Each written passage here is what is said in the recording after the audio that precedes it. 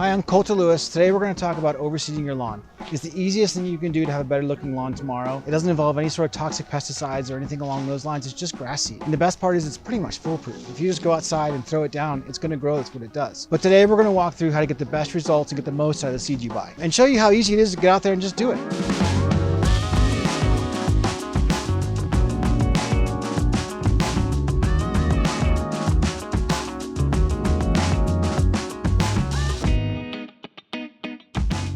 The first step is mowing, which hopefully you're already doing on a pretty regular basis. The only difference for overseeding is that you'll want to mow just a tad shorter, and I mean a tad. We want to keep your grass long and healthy, but the reason why we mow it a little bit shorter for overseeding is to help the seeds reach the soil. Seeds need soil in order to grow, so shorter grass helps them get there faster. Another thing you can do to help the seeds reach the soil is to bag your clippings or rake them up after you mow. Normally, we wouldn't suggest you do this because grass clippings are awesome for your lawn. They add nutrients and organic matter to your soil. But in the case of overseeding, they can get in the way of the seeds reaching the soil. Now your lawn is ready for a thin layer of seed. You can toss it by hand or use a spreader. It doesn't have to be perfect, just try and get an even layer of seed across your lawn. Now is also a really great time to add extra seed to any bare spots that you find. The last step is watering. Watering is super important to getting seeds to grow and to supporting the young grass that will sprout. You don't want to overwater your lawn and you don't want it to dry out. So just aim for keeping your soil moist. This will look really different depending on where you live. If you're in Boston or the Pacific Northwest, you might not have to water at all depending on the season. But if you live in the Texas Panhandle, you're probably gonna have to water every day. It just depends. Check your soil, see if it's moist. If it's not, add some water. That's it. The seeds will do the rest. So hopefully now it's really clear. Overseeding is pretty dang great. Now I'm gonna show you how to get started. Let's start with where you live.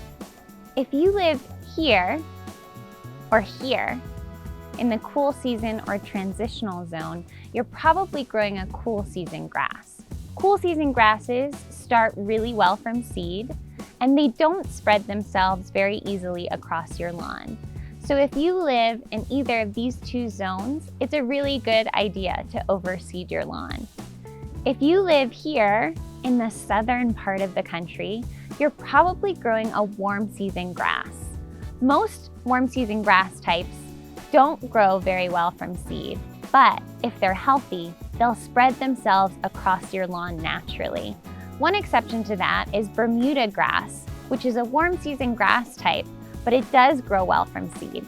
So if you are growing Bermuda grass, you can overseed even in the southern part of the country. But timing is everything. If you have a cool season lawn, you will want to overseed in the spring or in the fall. These seasons are great for overseeding because the soil temperature is just right. Soil temperature is really important when you're trying to get a seed to germinate, which basically means just get the seed to grow. Soil temperature for seed germination is ideally 50 to 80 degrees Fahrenheit, and that's just right for spring and fall. If you're in the southern part of the country and you're growing a Bermuda lawn and you want to overseed, you're gonna aim for June. That's when the soil temperatures are right for Bermuda grass seed. Once you know when to overseed, you can start thinking about how much. Here are some general overseeding rates based on lawn size. Every grass seed is different, so you can check the back of your grass seed bag to see exactly what the right rate is for your grass variety. Now we're gonna talk to Trent, who knows a lot more about seeds than I do, and he's going to tell us about how to choose the right seed for your lawn. There are many types of grass seed. Choosing the right seed is a big opportunity to set your lawn up for success. The right seed will have strengths and tolerances that match your climate and condition, making it easier to grow a thick and healthy lawn. Our Fescue Rescue, which is a tall fescue blend, is both heat and drought tolerant. It's a great blend that grows all over the transitional and northern climates in the US. Our Lucky Lawn is 5% clover and 95% fescue blend. It grows well in a variety of conditions, and clover can actually help crowd out weeds on your lawn. Our Kentucky Bluegrass is a beautiful emerald green grass, uniform blade size, does really well in northern climates in the US. Our Shade Select blend is a blend of fine fescues that do well in shady conditions. We really recommend that to people who are struggling to grow grass in these kind of conditions. And finally, if you are in the southern United States, you grow warm season grass. Bermuda grass is our top choice for growing in the southern United States. It's a grass type that is both heat and drought tolerant. It's deep rooting and does well in a variety of conditions. It's worth taking a deep dive, especially if you're dealing with difficult lawn conditions. You want to make sure you choose the right seed to grow on your lawn. Visit the shed at getsunday.com to learn more.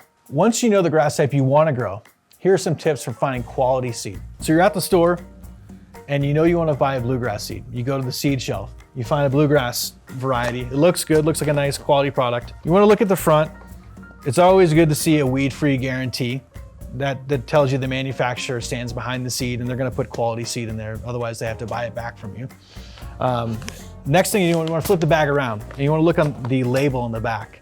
And this is a label that is all seeds sold in the United States. And it tells you the seed variety. It tells you the percentage of each seed. It tells you the germination rate. And it also tells you the expiration date of that seed. So you're going to want to make sure that if you're buying a bluegrass seed, for example, that it is predominantly bluegrass. It's not predominantly some other seed type. So you're actually getting the right seed that you're paying for. You want to make sure the germination rate is at least 85% or higher. So you're getting a seed that's fresh and it's quality. Last thing you want to check on the bag is just the expiration date. You're going to make sure the seeds aren't expired. Of course, you can go to our website. We have a premium line of seeds there where we've done all the work for you. All right, now that you've heard from all the experts and you've gone out in your yard, you've thrown down some grass seed, here's what to expect. The grass is going to grow. It might not grow tomorrow. If you give it the right conditions, more of it will grow soon. But even in 6 months, that grass may still grow once it finds the right conditions. That's it. We can make a longer video, but really it's not that complicated. Get out there and grow some grass.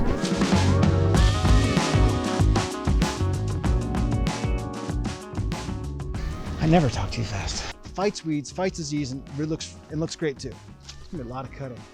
At getsunday.com to learn more. Nailed it, nailed it, nailed it.